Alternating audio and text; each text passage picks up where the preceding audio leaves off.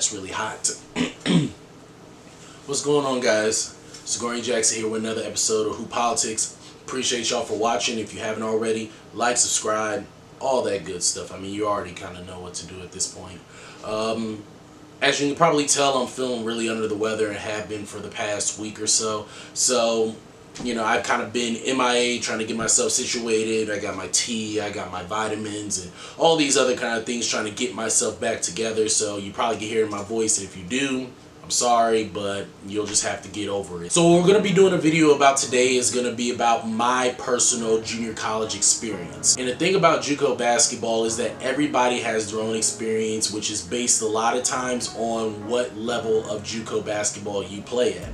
A lot of people don't know it, but at Juco there is a Division III, Division II, and Division I, just like there is for regular 4-year NCAA institutions. Me personally, I have went to a Division II school, so some of the things that I dealt with are not going to be some of the things that other people deal with, depending on if they play at a D1 Juco or a D2 or D3. So it's all a matter of your personal experience, so do not take what I'm saying and stick it on all junior colleges. But there are some things that I'm going to say that really will be for all junior colleges, and anybody who's played Juco basketball will vouch and say that this is 100% accurate. So for my personal junior college basketball experience, it was decent. It wasn't necessarily the greatest thing for me, but it was probably the best thing that could have happened for me. And what I mean by that is I had came out of high school and I had reclassified to the class of 2012. When I had reclassified, I had ran into the same situation that a lot of you might be dealing with, where my grades were low. My grades were low, and so the only way for me to be able to sign Division I or Division II was to go the Juco route, do my 2 years, get my GPA up, get my associate's degree, and then move on to a 4-year college. So I'm actually grateful that I did go the junior college route, but I personally wish that I would have went to a different Juco other than the one that I had went to. I am not going to name the Juco that I went to. You can do your own research and figure it out if you want. I'm not really tripping. So the reason that I wish I would have went to another junior college is because I ran into the same issue that I ran into when I was in high school and other places that I tell you guys a lot. Picking the right junior college is the same as picking the right high school, the right AAU team, and so on and so forth. You want to make sure that you're at a junior college where the coach has connections. You have to understand that you are going to have to leave in 2 years, 3 years tops if you do a redshirt year. So you want to be around a coach who has plugs and who is going to be able to make a phone call and get colleges in the gym to see you on a regular basis, so they can prepare you for the transition from Juco to NCAA Division I, 2, 3, NAIA, whatever it is that you decide to do. My junior college coach did not have those connections. So I was in a situation where I had to make them come see you when you put up the numbers, which can work for some people, but it doesn't work for anybody. It's much better for you to go to a situation where a junior college coach has history of putting kids in 4-year schools after he or she is done with it. Second reason why I wish I would have went to a different school is because at my specific school, I didn't get the opportunity to play my true position. I played a lot of wing and a lot of stretch forward. The way that our offense was ran is we just did a 4-out, 1-in. But on the defensive end, I had to guard bigger players. And even though I am somewhat of a big guard, I'm not big enough to guard 6'7" and 6'8" and things like that. The reason why I ended up playing out of position was because we didn't have the size, which is the downside to when you're playing junior college basketball at the Division II and Division III level, because Division I players, or the bigs per se, are going to those D1 Jucos because they know that they can get full scholarship. That's one of the pros to going D1 Juco.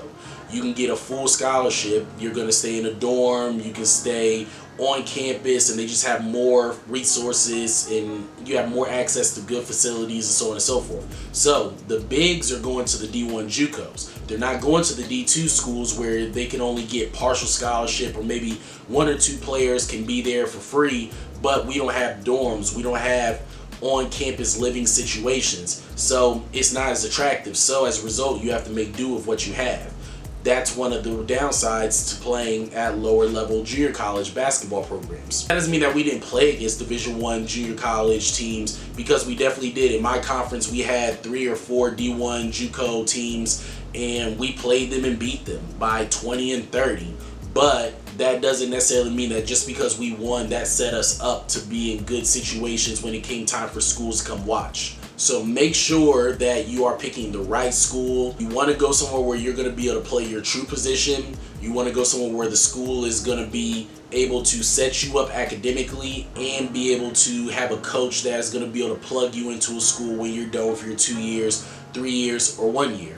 And probably the last reason why I personally wished I would have went to a different school is because I just don't think that we had the backing that a lot of other Juco basketball programs have. And that's not even a D1, D2 thing. That's just my particular school.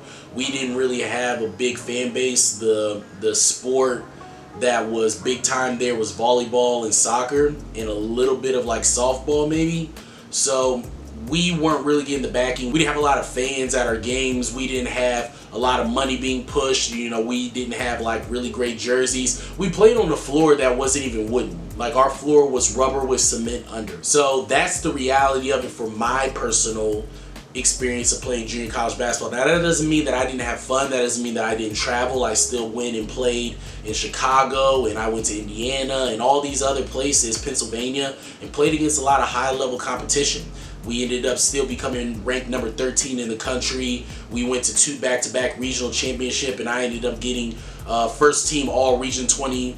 So we still had our fun. We still had our level of success and so on and so forth. But I'm a true believer that the point of junior college basketball is to set you up to be able to go to the next level afterwards. And out of my entire roster for the 2 years that I played junior college basketball, only 4 people played afterwards. So that kind of gives you an indication of how important it is for you to be with a coach who knows other coaches and who has a good word and good say-so. Because we went to back-to-back regional championships. You know, we were ranked in the country. We did so many accolades, and we have so many achievements as a team, but that didn't equate to scholarships. You know, that didn't equate to us having success at the next level. Now, that's just my personal experience. Everybody else has different experiences. You just have to figure out, you know, where you are and what you're doing and how you're going to go about it. Personally, I would say for anybody who is looking at going junior college, you want to go to high-level JUCOs, but you have to also understand that there's high-level talent. When you're going to high-level JUCOs, they are already grabbing Division I guys who are leaving D1, guys who are leaving top-level D2s, who are trying to make the jump and go back to high D1. So you coming out of high school may not be the best situation for you to go there if you care about playing right away. You're going to be in a dogfight. You're going to be against grown men. You're going to have people in there who are 23, 24. I remember my freshman year, I had a guy on my team who was like 27 with a kid. So it's a different world. It's a totally different situation from high school. You're really playing with grown men, and everybody has their own story. Everybody has their own history of why they're there. You have people who had D1 offers in high school. You have guys who were in high school, graduated, and needed some time to be away. I had a guy who had came straight out of prison. He had came straight out of prison and had enrolled in school the very next day and was on the basketball team. So it's a wild place. It's a wild place, and you really have to be mentally prepared in order to compete at that level, not only from a basketball perspective, but from the mental perspective of, I have to guard this grown man. I have to score on this grown man. I have to know that this guy who I'm trying to beat a scholarship out for has kids. You know, this is all he might have left. And you got to be ready to still go at him and say, I want it more than you.